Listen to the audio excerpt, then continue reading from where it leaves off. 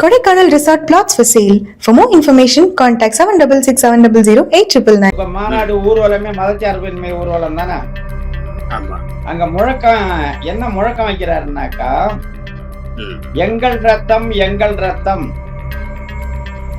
இஸ்லாமியர்கள் எங்கள் ரத்தம், எங்கள் ரத்தம் எங்கள் ரத்தம், கிறிஸ்துவர்கள் எங்கள் ரத்தம், எங்கள் ரத்தம் எங்கள் ரத்தம், சீக்கியர் பௌத்தர் சமணர்கள் எங்கள் ரத்தம் அப்படிங்க. மான ஊர்வலம் என்ன? மத சார்பற்ற ஊர்வலம். நீங்க கோரிக்கை வைக்கிறது என்ன? இதெல்லாம் எங்கள் ரத்தங்கிறீங்க. அப்ப நீங்க எந்த மதத்தை அங்க தவிர்த்து போறீங்க? இந்து மதத்தை. அப்போ உங்க கூட அந்த கூட்டத்துல விடுதலை சிறுத்தைகள் வந்து நின்னாங்கல்ல, அதுல இருந்த கிறிஸ்தவர் இஸ்லாம் அல்லாதவர், மீதி அத்தனை பேர் இந்துக்கள் தானே. நீங்க பொதுவா மத சார்பற்றன்னா அங்க எந்த மதத்தை பத்தியும் பேசக்கூடாது. அப்புறம் மீதி மதம் எல்லாம் எங்கள் ரத்தம்னாக்கா முன்னாடி நிக்கிற விடுதலை சிறுத்தைலாம் யார் ரத்தம்? ஒண்ணுல ஒரே ஒரு தீர்மானங்க. ஒரு தீர்மானம், நீங்க 12 தீர்மானத்துல ஒரு தீர்மானம் நீங்க வச்சிருந்தா போதும். இன்னைக்கு திமுக 15 சீட்டு உங்களுக்கு கொடுத்துருக்கோம். 15 சீட்டு கொடுத்துருக்கோம். நாங்க தேர்தல் 26 தேர்தல்ல எந்த கூட்டணியில இருக்கமோ அந்த கூட்டணி வெற்றி பெறுங்கிறது உறுதி, ஆட்சி அமைக்குங்கிறது உறுதி. அப்படி அமைக்கும் பட்சத்தில் முதல் கையெழுத்து மேல் பாதிக்கு வந்தாங்களா, எவனாவது குரல் கொடுத்தானாங்கிறீங்க. இந்த நீங்க போட்டுக்கிற 11வது தீர்மானத்து பிரகாரம் அப்ப அதை மீறி அங்க உள்ள நுழையணுங்கிறீங்களா? அது எப்படி? வேப்பந்தட்டையில வந்து தேர் உள்ள வரணுறீங்களா? அது எப்படி? அப்ப இந்த தீர்மானத்து பிரகாரம் நீங்க சொல்றது தப்பு. நீங்க உள்ள வரணும்னாக்கா இந்த தீர்மானம் தான். அங்க முத்தரையர்களுக்கும் தாழ்த்தப்பட்ட மக்களுக்கும் அந்த பறையர்குடி மக்களுக்கும் இப்ப சிக்கல் வருது. மாயவன் மாயவன் வந்து எங்க கொலைசாமி, நான் பன்னிக்கடை எல்லாம் வெட்டி படைப்பேன் அப்படிங்கிற. அப்ப உனக்குன்னு ஒரு கொலைசாமி வச்சிருக்கல, அப்படித்தானே அவனுக்கும் கொலைசாமி இருக்கு.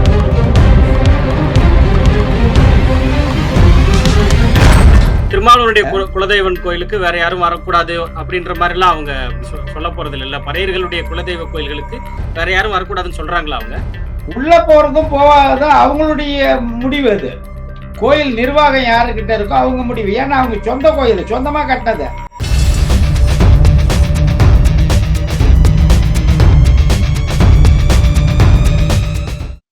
ஐயா, இப்ப சமீபத்துல திருமாவளவன் அவர்கள் ஒரு மதச்சார்பின்மை பொதுக்கூட்டம் ஒன்று நடத்தியிருந்தாரு விடுதலை சிறுத்தைகள் கட்சி தொண்டர்களுக்கு மத்தியில. அதை பார்த்திருப்பீங்க, கோட் சூட் எல்லாம் போட்டிருந்தாரு.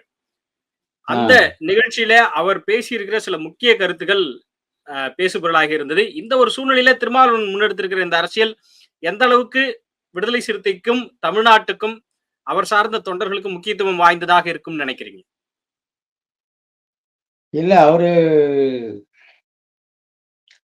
ஆனா கூட்டம் வந்து மாநாடு அளவுக்கு கூட்டம் இருந்தது. அது பாராட்டுக்குரியது மிக. ஆனா ஒரு பொதுக்கூட்டமோ மாநாடோ போடல, பேரணி தான் அவர் அறிவிச்சது. மதச்சார்பின்மை காப்போம் பேரணி. தமிழ்நாட்டு நலன் சார்ந்தோ அந்த பேரணியில் கலந்து கொண்ட பெரும்பான்மை பறையர்குடி இனத்தைச் சேர்ந்த அறிவர்குடி தமிழ் சமூகத்தின் மூத்த குடியான எம் குடியை சார்ந்த மக்கள், அந்த விடுதலை சிறுத்தையில உறுப்பினராக இருக்கலாம், இல்லை இவருக்கு ஆதரவானவர்களா இருக்கலாம். பெரும்பான்மை அவங்கதான் அதுல கலந்துக்கிறவங்க.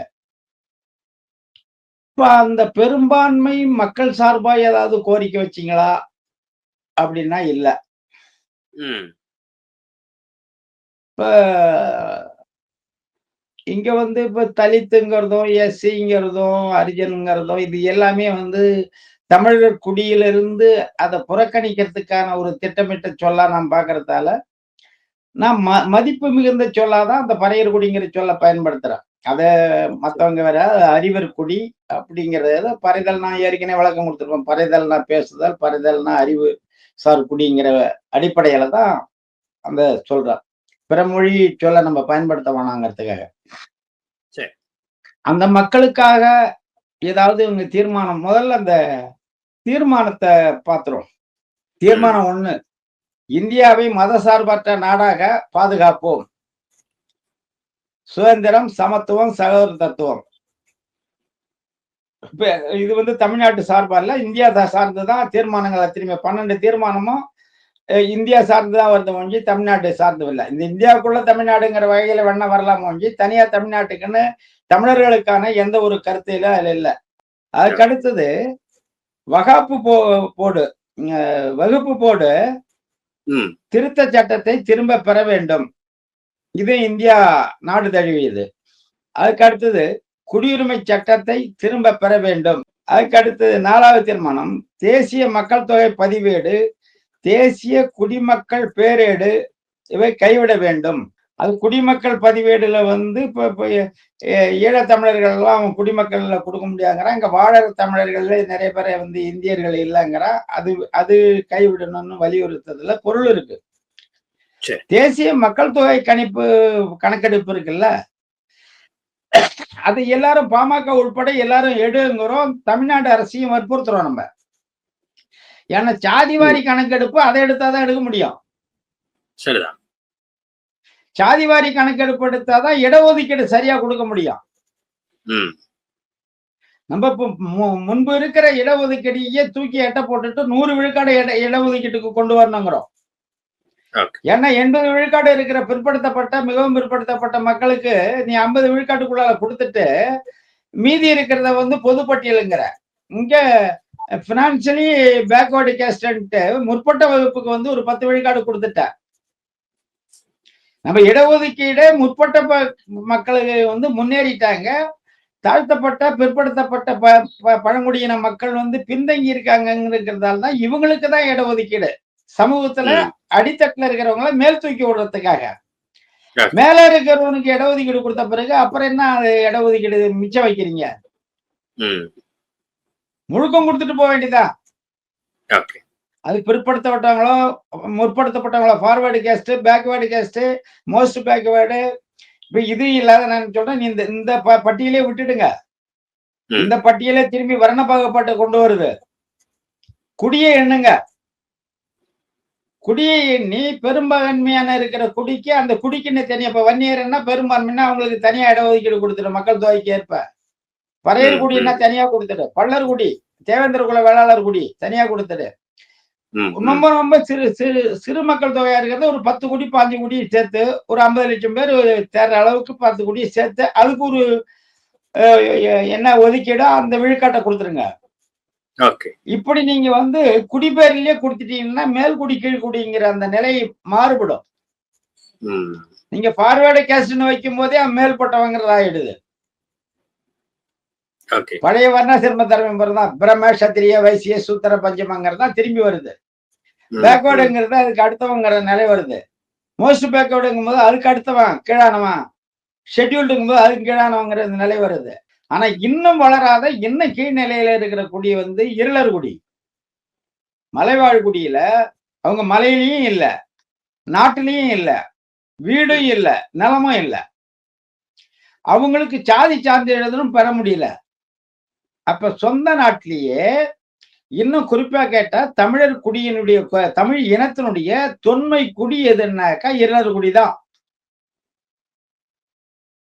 பறையர் குடிக்கு முந்தி அவங்களுக்கே தாய்க்குடி இருளர் குடிதான். அத்தனை குடிக்கும் தமிழ் குடியினுடைய அத்தனை குடிக்கும் தாய்க்குடி இருளர் குடிதான். அதுக்கு நிறைய வரலாற்று தரவுகள் இருக்கு. அப்ப அந்த குடிமக்கள் சாதி சான்றிதழ் பெற முடியல. இப்ப அவங்களுக்கெல்லாம் யார் குரல் கொடுக்கறது?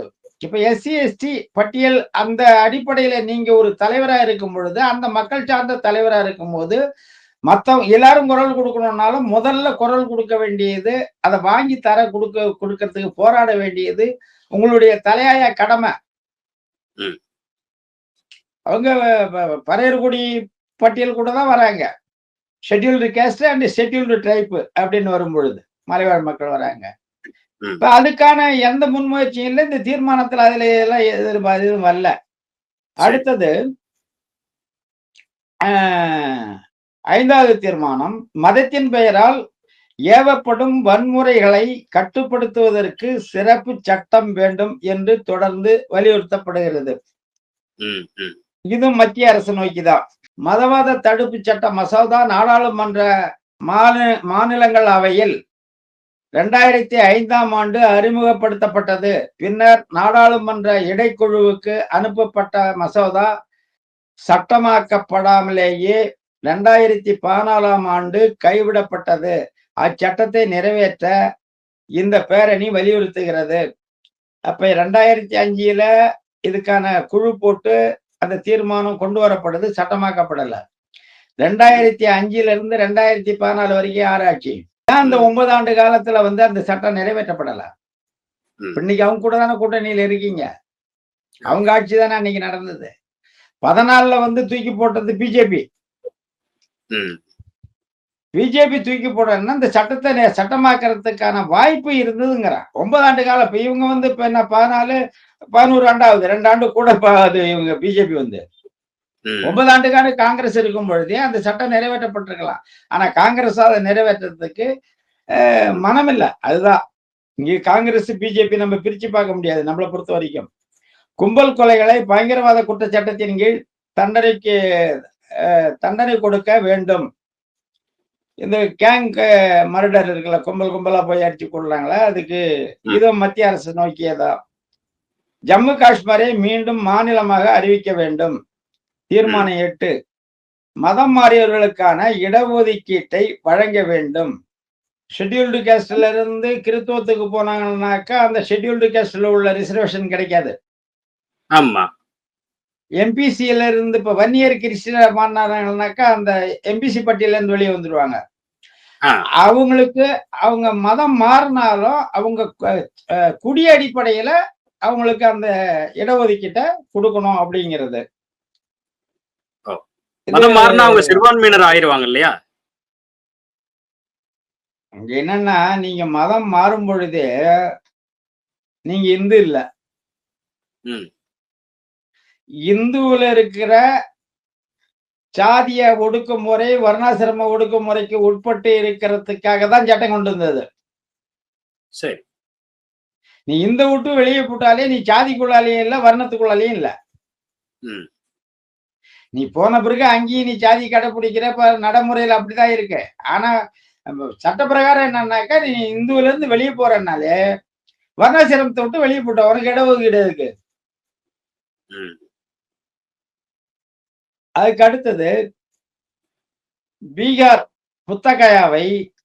பீகாரில் உள்ள புத்தகயாவை புத்த மதத்தவர்களிடம் ஒப்படைக்க வேண்டும். தீர்மானம் 11, வழிபாட்டு தலங்கள் சிறப்பு ஏற்பாடு சட்டம் 1947 ஆகஸ்ட் 15ஆம் நாள் எந்தெந்த நிலையில் இருந்ததோ அதே நிலையில் இருக்க வேண்டும். இந்த மாநாடு ஊர்வலமே மதச்சார்பின்மை ஊர்வலம் தானே. அங்க முழக்கம் என்ன முழக்கம் வைக்கிறாருனாக்கா, எங்கள் ரத்தம் எங்கள் ரத்தம், இஸ்லாமியர்கள் எங்கள் ரத்தம், எங்கள் ரத்தம் எங்கள் ரத்தம், கிறித்துவர்கள் எங்கள் ரத்தம், எங்கள் ரத்தம் எங்கள் ரத்தம், சீக்கியர் பௌத்தர் சமணர்கள் எங்கள் ரத்தம் அப்படின்னீங்க. ஊர்வலம் என்ன? மத சார்பற்ற ஊர்வலம். நீங்க கோரிக்கை வைக்கிறது என்ன? இதெல்லாம் எங்கள் ரத்தங்கிறீங்க. அப்ப நீங்க எந்த மதத்தை அங்க தவிர்த்து போறீங்க? இந்து மதத்தை. அப்போ உங்க கூட அந்த கூட்டத்துல விடுதலை சிறுத்தைகள் நின்னாங்கல்ல, அதுல இருந்த கிறிஸ்தவர், இஸ்லாம் அல்லாதவர், மீதி அத்தனை பேர் இந்துக்கள் தானே. அப்ப யாருக்கு எதிராக நீங்க பேரணி நடத்துறீங்க? நீங்க சனாதனத்தை ஒழிப்போன்னு பேரணி நடத்துங்க, இந்து மத ஆதிக்கத்தை ஒழிப்போன்னு பேரணி கொண்டு வாங்க, ஆரியத்துக்கு எதிரான பேரணின்னு சொல்லுவாங்க, வைதிகத்துக்கு எதிரான பேரணின்னு சொல்லுங்க. அப்ப இந்து மதங்கிறது இன்னைக்கு எல்லாமே இந்து மதத்துக்குள்ளால தான் இருக்கும். ஈவேரா ராமசாமி பெரியார் இருந்தாரு, அவரும் இந்து மதம் தான். இப்ப இருக்கார வீரமணி திராவிட கழக தலைவர், அவரும் இந்து மதம் தான், இந்து மத சட்ட பிரகாரம். இந்தியாவில் இருக்கிற இந்து மத சட்ட பிரகாரம் இந்து மத சட்டம் என்ன சொல்லுது? இந்தியாவில் உள்ள மக்களில் யார் இஸ்லாமியர் அல்லவோ, யார் கிறிஸ்தவர் அல்லவோ, யார் பார்சி அல்லவோ, மீதி இருக்கிறவங்க எல்லாம் இந்துக்கள்ங்குது. அப்ப அதுக்குள்ளால பௌத்தனும் இந்துதான், சமணனும் இந்துதான், சீக்கியனும் இந்துதான். வைணவனும் இந்து, சைவனும் இந்து, 6 சமயத்தை சேர்ந்தவனை இந்து, கடவுளே இல்லைன்னு எதிர்த்து பேசுற நாத்திகனும் இந்து தான். இந்து லா பிரகாரம். நீங்க பொதுவா மத சார்பற்றன்னா அங்க எந்த மதத்தை பத்தியும் பேசக்கூடாது. அப்புறம் மீதி மதம் எல்லாம் எங்கள் ரத்தம்னாக்கா அப்ப அவங்க முன்னாடி நிக்கிற விடுதலை சித்தம்லாம் யார் ரத்தம்? இதெல்லாம் சொல்லிட்டு என்ன சொல்றாருன்னாக்கா, நாம எங்க இப்ப நீங்க அத்தனை பேரும் விடுதலை சிறுத்தைகள் அத்தனை பேரும் ஒரு ஓட்டு கூட சிந்தாம சிதறாம நாம் சார்ந்த கூட்டணிக்கு தான் நீங்க வாக்களிப்பீங்கிறது நல்லா தெரியுங்கிறாரு. நாம் எந்த அணியை சேர்ந்தோமோ அந்த அணி தான் வெற்றி பெறும், நிச்சயம் வெற்றி பெற முடியும். அந்த அணி தான் ஆட்சி அமைக்க முடியும்.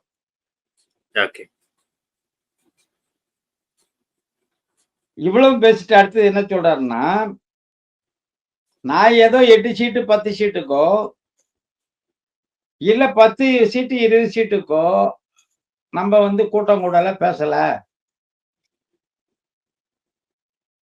நம்ம ஒரு நிறைவான ஒரு கோட்பாட்டை நோக்கி நகர்றோம். இந்திய தேசியத்தினுடைய அம்பேத்கர் எழுதின அரசியல் சட்டத்தை பாதுகாக்க நம்ம புறப்பட்டு நிக்கிறோம். நிரந்தரமான ஒரு வெற்றிக்காக வெற்றியை கைவிட்டு தற்காலிகமா கிடைக்கிற ஒரு வெற்றியை ஏற்கிறதுக்கு நம்ம தயாரா இல்ல. யாரு கூட சேர்ந்து ஒரு கூட்டணி நாம முதலமைச்சருக்கோ அதுக்கோ இதுக்கோ துணை முதல்வர் முதலமைச்சருக்கெல்லாம் நம்ம ஆசைப்படல. நமக்கு அந்த கவலை இல்ல அப்படின்னு சொன்னார். நமக்கு அந்த கவலை இல்ல அப்படின்னு ஒரு வார்த்தை சொன்னார். அந்த கவலை இல்ல. ஏன்னா இவரு தமிழ்நாட்டுக்குள்ளாலே அரசியல் செய்யற மாதிரி இல்ல. இவர் நேரா பிரதமர் தான். அம்பேத்கர் பிரதமர் தான் எடுக்கணும்னு இருக்காரு. அதனால அங்க போறேன் அப்படிங்கிறாரு. அப்ப தேர்தலை பத்தி உங்களுக்கு கவலை இல்லைங்கும் போது இந்த 8 சீட்டு 10 சீட்டு 10 சீட்டு 20 சீட்டு என்ன கணக்கு வருதுங்க? இதை நுட்பமா புரிஞ்சுக்கணும். தேர்தலை பத்தி உங்களுக்கு கவலை இல்லை. அடுத்தது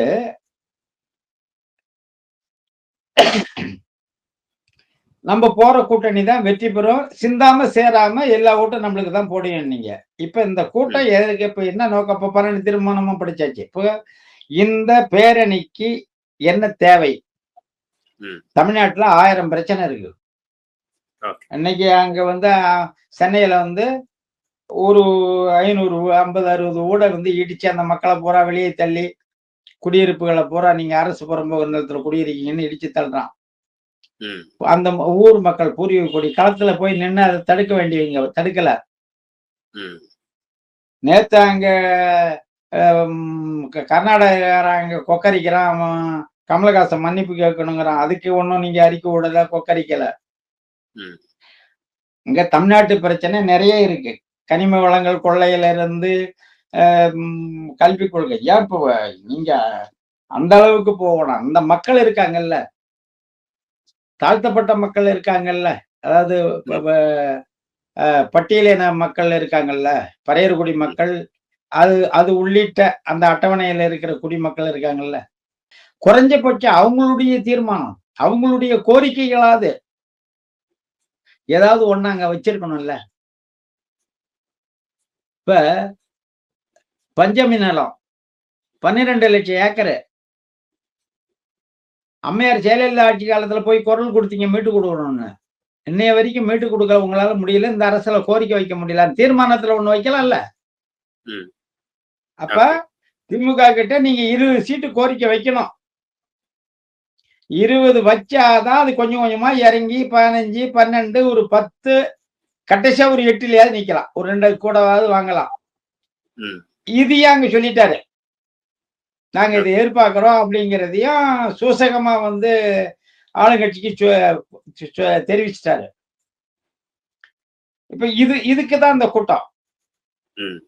தமிழ் தேசியம் பேசி சில பேர் வரானுங்க.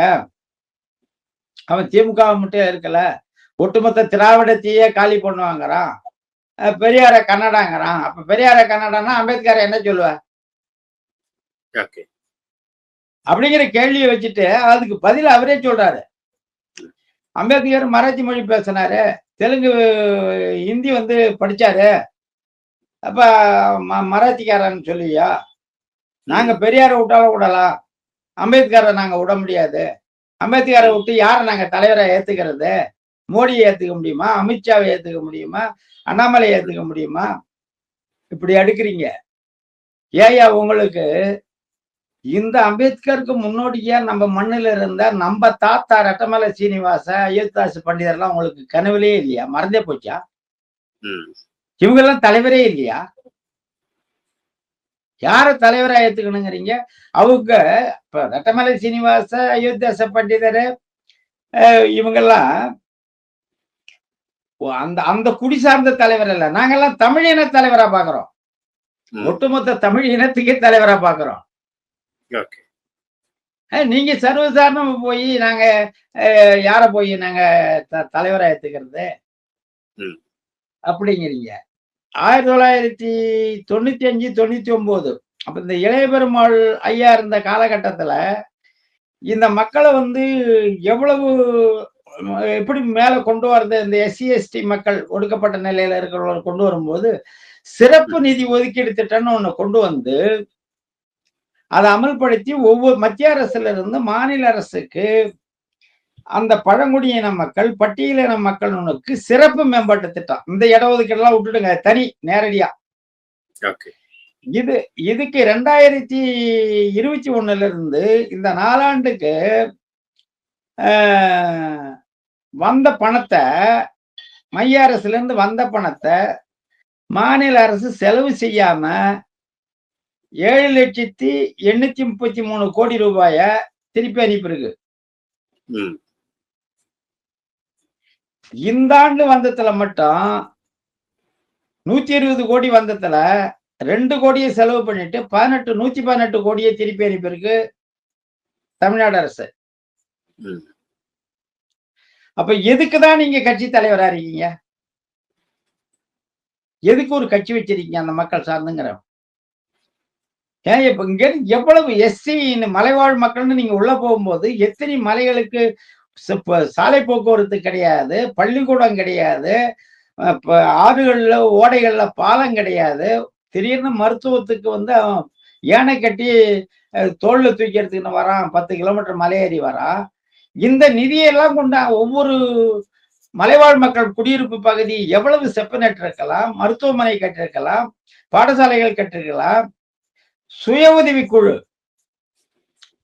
தற்சார்பு நிலையில ஒரு தொழிலை துவங்கி அது மூலம் வாழ்வை மேம்படுத்திக் கொள்வதற்கு இதுல இந்த நிதியை பயன்படுத்தலாம், விடுதி கட்டலாம். அந்த அந்த மக்களுக்குன்னு கொடுத்த அரச ஒரு பைசா இருந்தாலும் மிச்சம் எங்க அனுப்புறீங்க? இங்க என்ன செலவா இல்ல? ஒண்ணுல ஒரே ஒரு தீர்மானங்க, ஒரு தீர்மானம். நீங்க 12 தீர்மானத்துல ஒரு தீர்மானம் நீங்க வச்சிருந்தா போதும். இன்னைக்கு திமுக 15 சீட்டு உங்களுக்கு கொடுத்துருக்கோம், 15 சீட்டு கொடுத்துருக்கோம். நாங்க வரும் தேர்தல் 26 தேர்தல்ல எந்த கூட்டணியில இருக்கமோ அந்த கூட்டணி வெற்றி பெறுங்கிறது உறுதி, ஆட்சி அமைக்குங்கிறது உறுதி. அப்படி அமைக்கும் பட்சத்தில் முதல் கையெழுத்து மதுவிலக்குக்கு போட வேண்டும் அப்படின்னு ஒரே ஒரு தீர்மானத்தை வச்சிருந்தீங்களா நேத்து திருச்சியில? இன்னைக்கு போய் பேசும்போது அதே 6 சீட்டு சொல்லுவாங்களா? உங்ககிட்ட இருக்கிற வாக்கு விகிதத்துக்கு 20 சீட்டுக்கு குறைஞ்சி எங்கேயா இருந்தாலும் ஏங்க பேசணும்? இல்லைன்னா அந்த கூட்டணி வேணாம். 20 சீட்டு பொது தொகுதி கொடுக்கணும். நான் சொல்றதனுடைய உள் பொருள் புரியும்னு நினைக்கிறேன். ஏன்னா நீங்க பொது தொகுதி 20 சீட்டு வாங்கினீங்கன்னா அந்த கட்சியில வந்து ரிசர்வ் தொகுதியில வந்து பட்டியலின மக்களை, பறையர்குடி மக்களை தான் நிறுத்த முடியும். இப்ப அந்த வகையில அந்த கட்சி ஒரு 10 பேரை நிறுத்துதுன்னா உங்ககிட்ட ஒரு 20 பேரு, இப்ப நம்மளுக்கு ஆக மொத்தம் ஒரு 30 பேர் அந்த பறையர்குடி மக்கள்ல இருந்து சட்டமன்ற உறுப்பினரா வர்றதுக்கு வாய்ப்பு இருக்குல்ல? அது ஒண்ணு. அதுக்கு அடுத்தது இன்னொன்னு வந்து வழிபாட்டு தலங்கள் சிறப்பு ஏற்பாடு சட்டம் அப்படிங்கிறாரு. இந்த சட்டம் என்ன சொல்லுது அப்படின்னா, விடுதலை பெறுவதற்கு முன் வழிபாட்டு தலங்கள் எந்தெந்த அமைப்பிடம் இருந்ததோ அதற்கு பின்னரும் அந்தந்த அமைப்பிடம் இருக்க வேண்டும்ங்கிறது தான். சரி.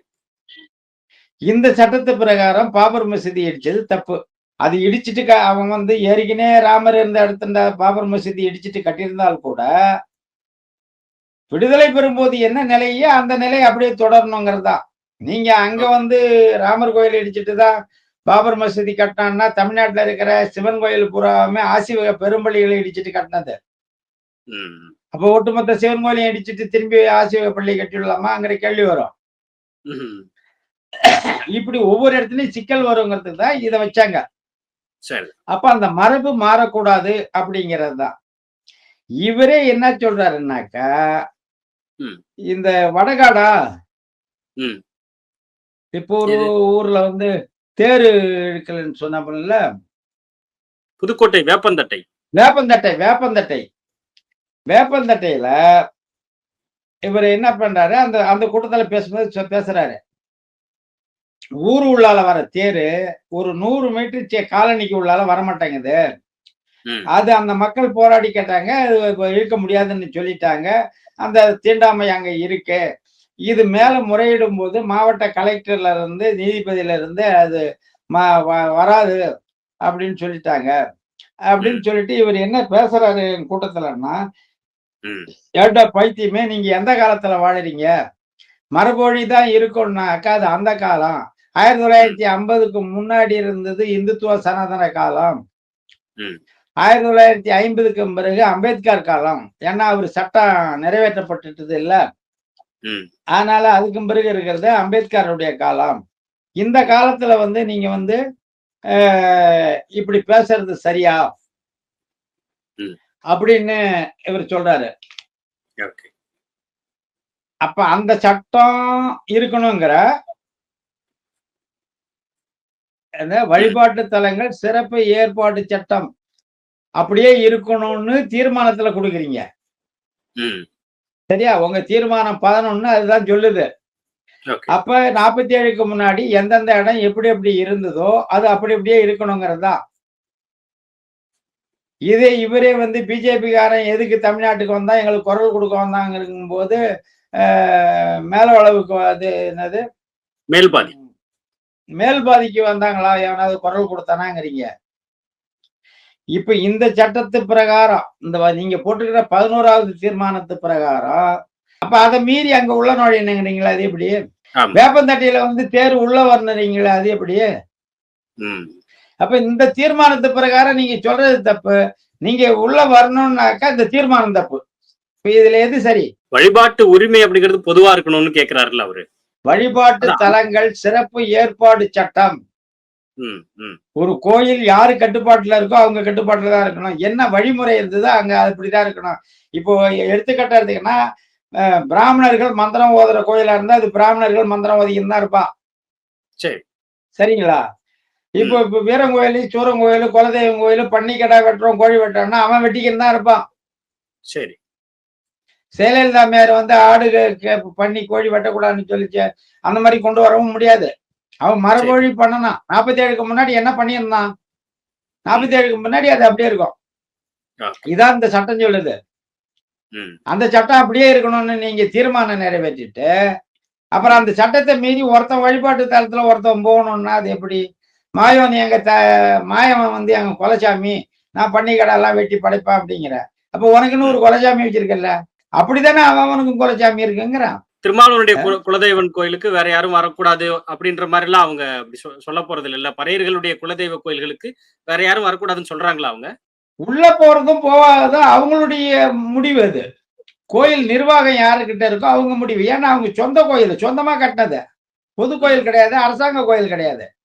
ம். அரசாங்க கோயில்ல உங்களால உள்ள போக முடியல, பொது கோயில்ல போக முடியல. ஒருத்தன் மட்டும் சொந்த கோயில்ல எப்படிங்க நீங்க போக முடியுமா? போக முடியாதான்னு கேட்கிறீங்க? ம். அரசாங்கம் கட்டின மன்னர் கட்டின கோயிலு, ஐயர்கள் வேதம் ஓதுற கோயில் பூரா பொது கோயிலு, அரசாங்கத்தினுடைய கோயிலு.